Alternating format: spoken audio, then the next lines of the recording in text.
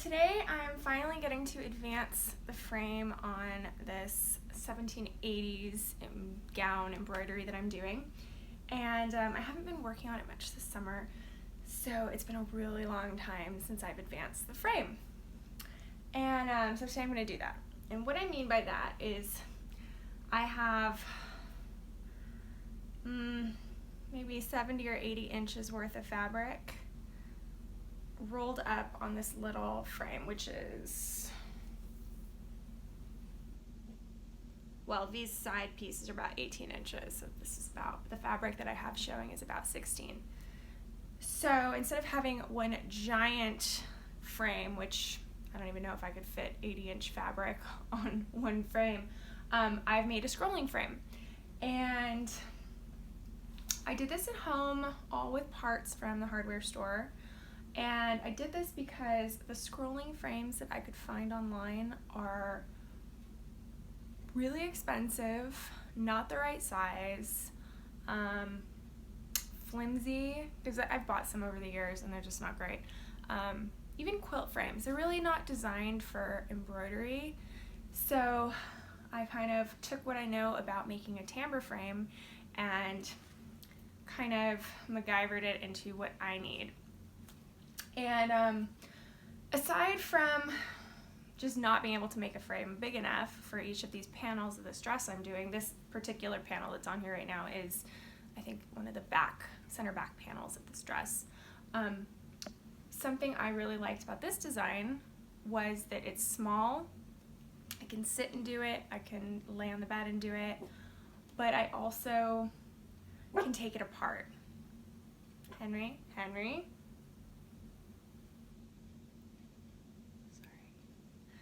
So I also can take it apart, and that's great because I like to travel with my embroidery. It's my fun thing I do when I travel. So anyway, when I'm not working on it, I have a tea towel pinned on top because it's just magically the perfect size. But you could use a sheet, you could use scrap fabric, something to keep the dust off, the pet hair off, things like that. So I also have, this is some of the metal I'm working with. Here's one of the hanks of material, and it's little strips of metal. It's like tinsel, but just a bit thicker probably than aluminum foil. It's pretty sturdy. And my scissors, and it all kind of hangs here nicely when I'm working. And then another thing I have for protection here is pinned on just some paper towel, and you could use regular towel, whatever. And that's so that when you're embroidering, you can rest your arms and you're not getting body oils, dirt, lint if you're wearing a long sleeve shirt on the embroidery, so it keeps it clean, especially since this is white.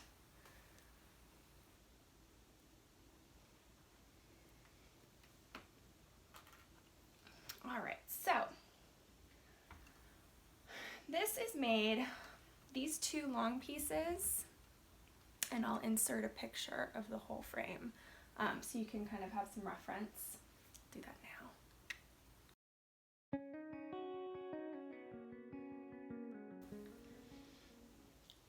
So these long pieces are actually from my last timbre project, which is why they have fabric stapled to them. But really they are just, I just had them on hand. They're just yard long, 1-inch square dowels from Lowe's. And they sell these in this size, 36 by 1 inch. They sell various sizes. So these are not 1 inch. These are, I think, maybe 5/8 or a 1/2 inch. And they're in the same section. It's kind of where all the millwork stuff is. And these two side pieces I just had cut in half, and they did it for me right there at Lowe's. I just, asked, and you can tip the guy, whatever. Now, why I went for skinnier pieces for the frame itself versus inch long is for weight, first of all, but also to hold all these together, you need clamps, D-clamps, I guess they're called. Vices, clamps. You need those, and for two 1-inch dowels, obviously 2 inches, you're gonna need a bigger clamp. So these are quite big and heavy, and you'll see them when I take this all apart. Because I use smaller dowels, I was able to save a lot of weight using smaller C clamps. That's what they're called, C clamps, smaller C clamps. So weight, and then when I travel with it, it's not so heavy, it's not so big. And then I'll insert another picture. But on the floor, what I have holding it is one of these 1-inch pieces cut in half, held on with another C-clamp. So I chose the 1-inch for the floor, obviously, because it's sturdier, a bit more to work with so it doesn't wobble. This is still, you know, it still moves, but no more than frames I've purchased, which were way expensive and just not big enough. You can get them for small embroidery projects, but I just, you know, I just couldn't find one, and it's been a minute, so I don't actually remember how much I spent on all these, but they're extremely cheap in comparison. And the clamps, you have them forever, and even the wood, like as I said, I reused these 2 side pieces from my last hamper project, which I believe was my beaded Egyptian revival gown, and they go on the side of that. They, you know, if it's a rectangle, those 2 were on this side. And I use big long dowels because they make these dowels in many sizes. I think the other dowels I have are like 6-foot dowels. But this is a nice little portable, easy at home, on the road kind of a setup. And actually it can completely break down, like I'm gonna break it down today, if I wanted to travel with it, like where it totally broke down into just like a little scroll. Anyways, so let me start. So I'm gonna start by taking off these dowels, and these are these big ones. They say 3-inch on them.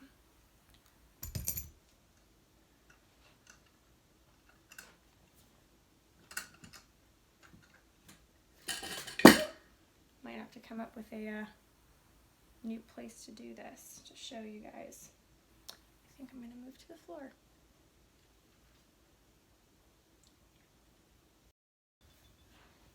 Alright, let's see if this doesn't work a little better so you can actually see what I'm doing. Alright, so next I'm going to have to take off these basting stitches.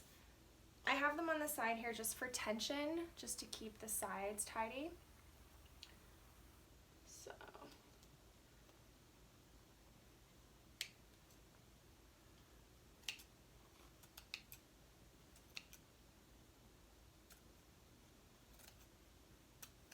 now, unlike with timbre, which I only reference because it's what I was working on before I started this kind of embroidery and this kind of frame, you secure off all 4 sides of your fabric very tightly. And I started like that with this project. Harlow, stop. Sorry, she's like playing with stuff. I started like that with this project, and quickly realized that having tension too tight for this kind of embroidery, it just caused the threads to pop in this fabric, because this is very fine, fine cotton lawn, and you need a fairly large gauge needle to get the metal through, and I'll show you guys my needle too. So when it was too tight, I found that it was popping threads. So I loosen the tension, but still keep those basted stitches on the side to keep everything aligned and flat, because this would just be really a nightmare to work on.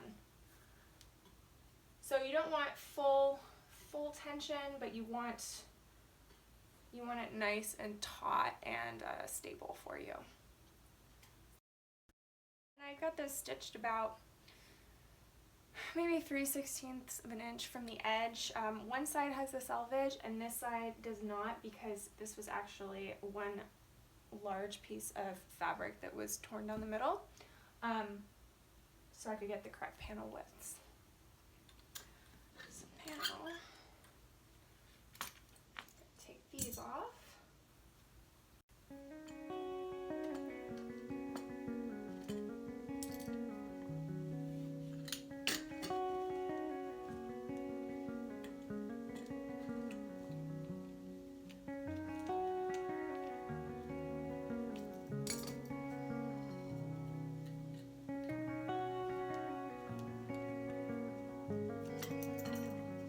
So you can see that how narrow, and actually this does have a little tag on there that says it was 5/8. It's 36 by 5/8 poplar square. So now you can actually see what I've done so far. So not actually too much of this embroidery has been done because I've been slacking. But see, I started here and I pinned a little paper towel to the inside so I could start, and it would excuse me, so the embroidery wouldn't have like sharp creases from the edges of the square. And you can also see that on this dowel I have stapled with a, like a wood stapler, twill tape, and then my fabric is basted to that, and then it's rolled.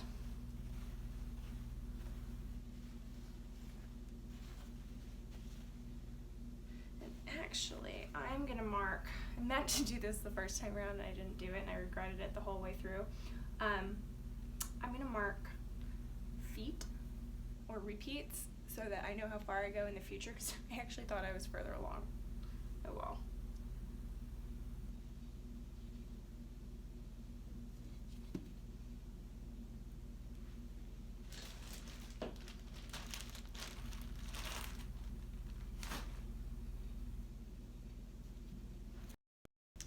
Alrighty, so I grabbed a pen, a pencil, and I just lightly marked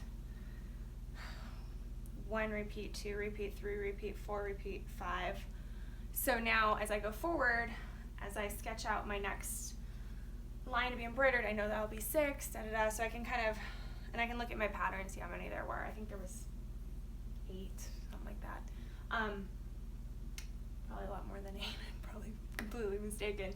But that way I have some kind of gauge to know how far I'm going. So anyway, let's wrap this back up.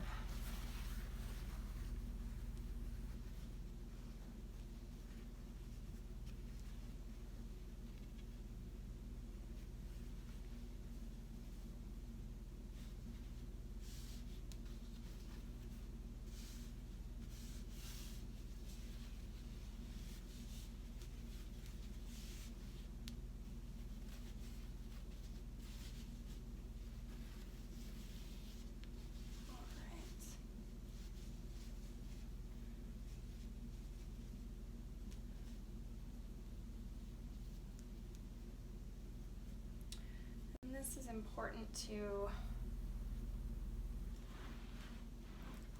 make sure that this is on grain. There we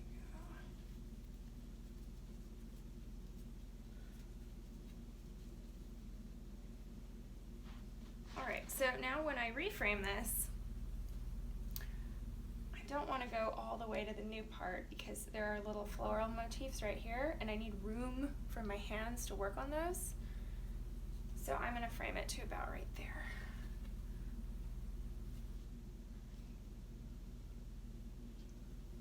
Maybe one more. I can do one more. Okay.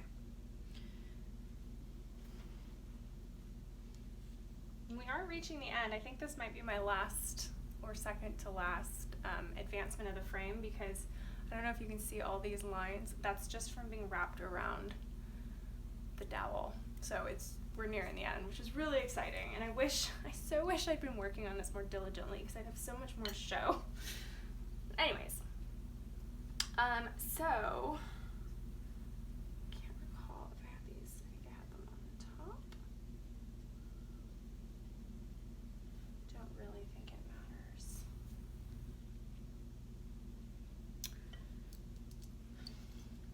So I'm gonna eyeball close to the, you want it to be close to your selvage, but not too close that you can't put those basting stitches in. But if you put it too far out, then your basting stitches are going to be huge and you're just wasting material. So nice right angle.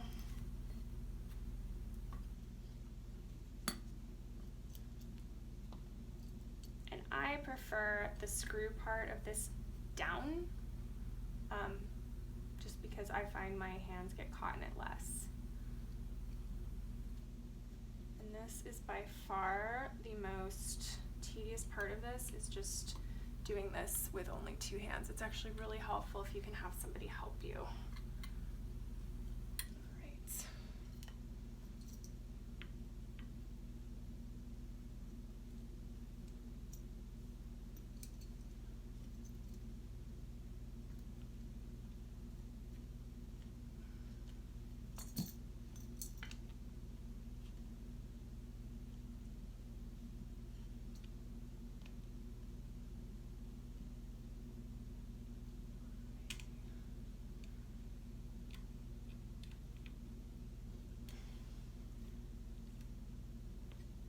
Okay, and for the bottom,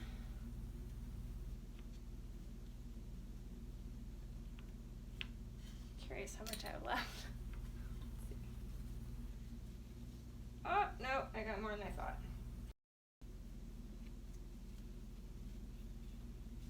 All right, so I had more than I thought, and I just spent like a few minutes trying to figure out some notes I wrote in pencil at the bottom of this, and I have no idea what they meant. So I'll have to look back at the pattern. Anyway, just want to make this nice and even.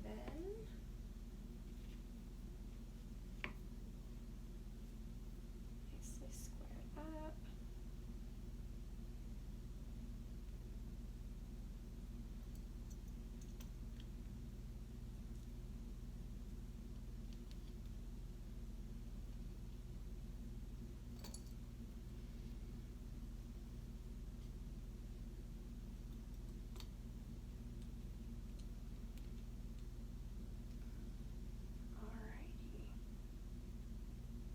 Oh,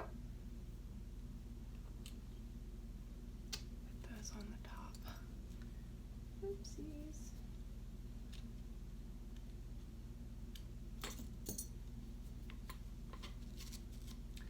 There we go. Some looked funny there.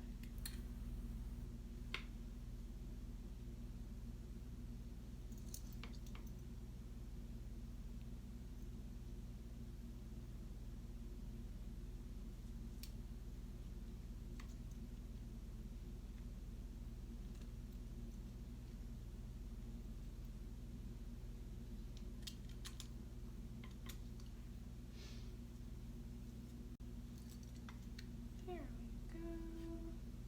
Alright, so now it's ready. Okay, so now I'm going to take, I just had some number 20 embroidery yarn.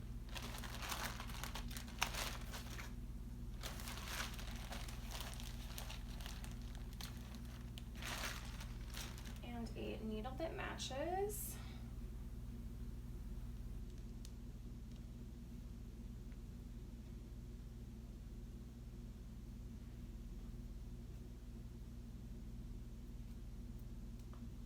I would never sew with this long of a thread, but just to get around so there's enough space.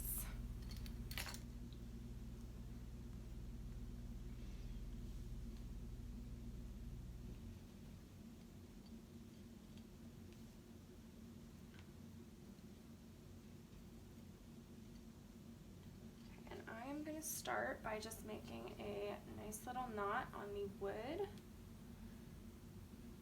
Just a nice square knot.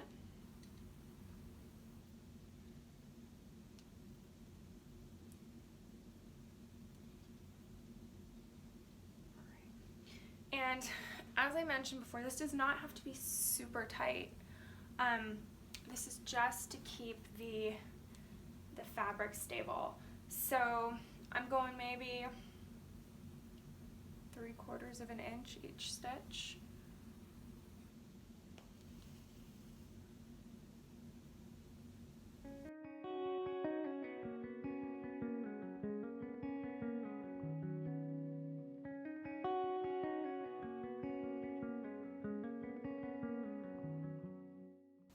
Alright, and then I just knotted that off kind of.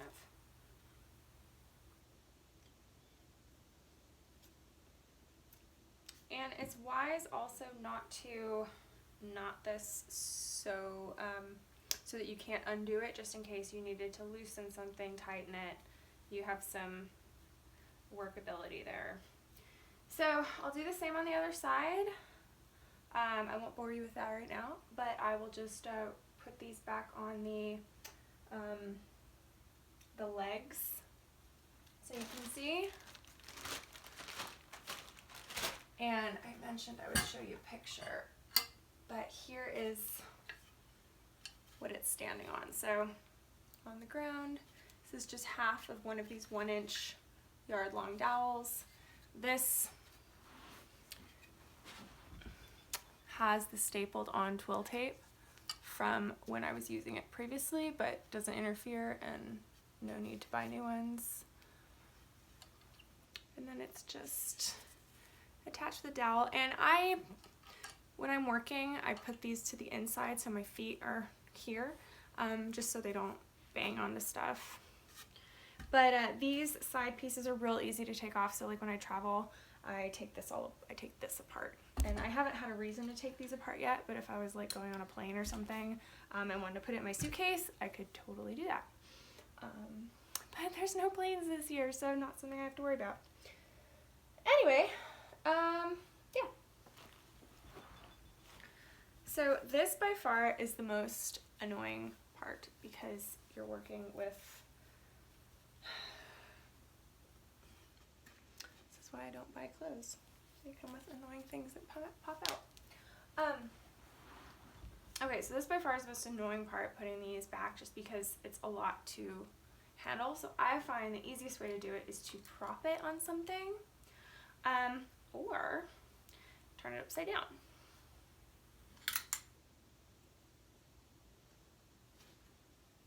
But it's really the easiest when you have an extra hand. So I'm just gonna prop this on my knee because it gets it, you can see where I've been working, there's kind of a messed up part of the wood from the clamp. So it gets it just right about the right height. Move my little basting stitches out of the way. And I keep the screw to the outside so I can hang my material off of it.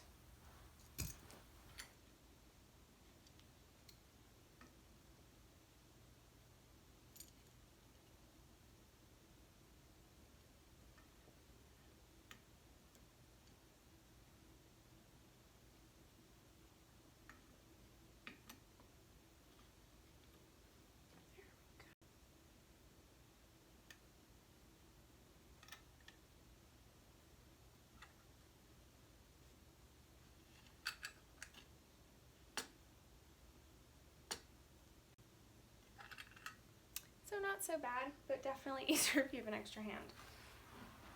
And the other side, same thing.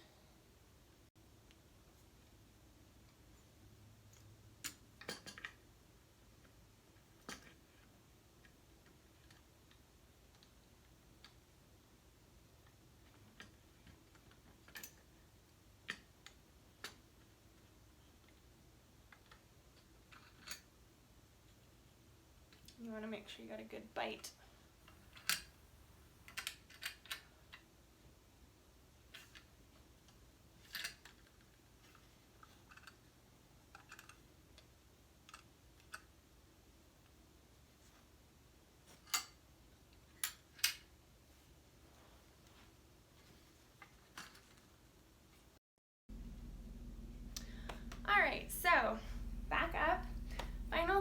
to mention is when I'm working on this, another nice thing about this frame is that it can tilt both ways. So I can start here where my motif's already going, can work to the next repeat, and then instead of working where I'm reaching up here, I turn it around and then flip it the other way.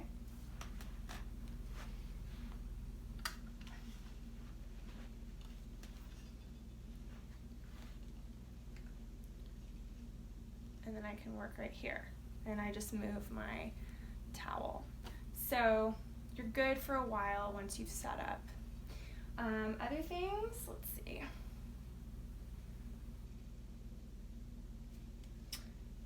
I guess not much else to share about this.